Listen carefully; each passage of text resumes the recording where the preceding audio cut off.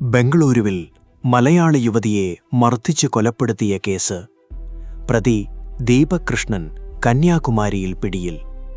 ബംഗളൂരുവിൽ മലയാള യുവതിയെ ക്രൂരമായി മർദ്ദിച്ച് കൊലപ്പെടുത്തിയ കേസിലെ പ്രതി ദീപക് കൃഷ്ണൻ കന്യാകുമാരിയിൽ പോലീസ് പിടിയിലായി. തൃശൂർ വാടാനപ്പള്ളി സ്വദേശിനിയായ സുനിതയാണ് കൊല്ലപ്പെട്ടത്. സംഭവത്തിൽ കൂടുതൽ വിവരങ്ങൾ പുറത്തുവരുന്നതിനിടെ പ്രതിക്കെതിരെ വിവിധ സംസ്ഥാനങ്ങളിലായി നിരവധി കേസുകൾ നിലവിലുണ്ടെന്ന വിവരവും പോലീസിന് ലഭിച്ചിട്ടുണ്ട്. കൊല്ലം മുളങ്കാടകം സ്വദേശിയായ ദീപക് കൃഷ്ണൻ ബംഗളൂരുവിൽ തെരുവുനായകളെ സംരക്ഷിക്കുന്ന ഒരു ഷെൽട്ടർ ഹോം നടത്തിവരികയായിരുന്നു. ഈ കേന്ദ്രത്തിൽ മറ്റു 2 യുവതികളോടൊപ്പം ജോലിക്കെത്തിയതായിരുന്നു സുനിത. ജോലിക്കിടെ ദീപക് കൃഷ്ണൻ മോശമായി പെരുമാറുകയും ലൈംഗികാതിക്രമത്തിന് ശ്രമിക്കുകയും ചെയ്തതായാണ് ആരോപണം.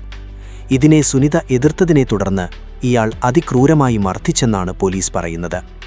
സംഭവത്തിനു മുൻപ് ജോലി അവസാനിപ്പിച്ച് നാട്ടിലേക്ക് മടങ്ങുകയാണെന്ന് സുനിതയും മറ്റു 2 യുവതികളും ദീപകിനെ അറിയിച്ചിരുന്നു. തുടർന്ന് മെയ് 3-ാം തീയതി വൈകിട്ടോടെയാണ് മർദ്ദനം നടന്നത്. മർദ്ദനത്തിൽ അബോധാവസ്ഥയിലായ സുനിതയെ മറ്റു 2 യുവതികളോടൊപ്പം വീട്ടിൽ പൂട്ടിയിട്ട ശേഷം ദീപക് രക്ഷപ്പെടുകയായിരുന്നു. മറ്റു യുവതികൾ പോലീസിനെ വിവരമറിയിച്ചതിനെ തുടർന്ന് പോലീസ് സ്ഥലത്തെത്തി പൂട്ടു തുറന്ന് അകത്തു പ്രവേശിക്കുകയായിരുന്നു. ഗുരുതരമായി പരിക്കേറ്റ സുനിതയെ ഉടൻ ആശുപത്രിയിൽ പ്രവേശിപ്പിച്ചു. പിന്നീട് ഭർത്താവ് ഷിൻഡോ ബംഗളൂരുവിലെത്തി സുനിതയെ തൃശൂരിലേക്ക് കൊണ്ടുവന്നു. എന്നാൽ ചികിത്സയ്ക്കിടെ സുനിത മരണപ്പെടുകയായിരുന്നു.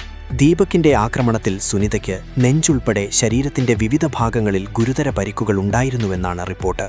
അതേസമയം പ്രതിയായ ദീപക് കൃഷ്ണൻ കൊടും ക്രിമിനലും തട്ടിപ്പുകാരനുമാണെന്ന വിവരങ്ങളാണ് പുറത്തുവരുന്നത്. 2017-ൽ ദുബായിൽ മലയാളികൾ ഉൾപ്പെടെയുള്ളവരിൽ നിന്ന് കോടികൾ തട്ടിയെടുത്ത ശേഷം വ്യാജ പാസ്പോർട്ട് ഉപയോഗിച്ച് ഇന്ത്യയിലേക്ക് കടന്നതായും അന്വേഷണ സംഘത്തിന് വിവരം ലഭിച്ചിട്ടുണ്ട്. ഇതുകൂടാതെ കൊച്ചി വൈറ്റില പൊന്നുരുന്നിയിലെ ഒരു വെറ്ററിനറി ആശുപത്രിയിൽ അക്രമം നടത്തിയതിനും 500 രൂപ നോട്ടുകൾ കീറിയെറിഞ്ഞതിനും ദീപകിനെതിരെ കേസ് നിലവിലുണ്ടെന്നാണ് റിപ്പോർട്ട്. ലഹരി ഇടപാടുകളുമായി ബന്ധപ്പെട്ട് തിരുവനന്തപുരത്തും ഇയാൾക്കെതിരെ കേസുകളുണ്ടെന്നാണ് വിവരം. സംഭവം നടന്ന ഷെൽട്ടർ ഹോമിലെ ചെറിയ വീട്ടിൽ 16 നായകളെ പരിപാലിച്ചിരുന്നതായും റിപ്പോർട്ടുകളുണ്ട്. അതേസമയം സുനിതയുടെ പശ്ചാത്തലവുമായി ബന്ധപ്പെട്ടും ചില വിവരങ്ങൾ പുറത്തുവന്നിട്ടുണ്ട്.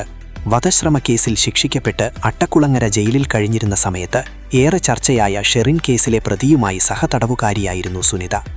ജയിലിനുള്ളിൽ നിയമവിരുദ്ധ ആനുകൂല്യങ്ങൾ ലഭിക്കുന്നുവെന്ന ആരോപണം ഉന്നയിച്ചതും സുനിതയാണെന്നാണ് റിപ്പോർട്ടുകൾ. Reporter റഷി Thozhiyur, fusion Flix media.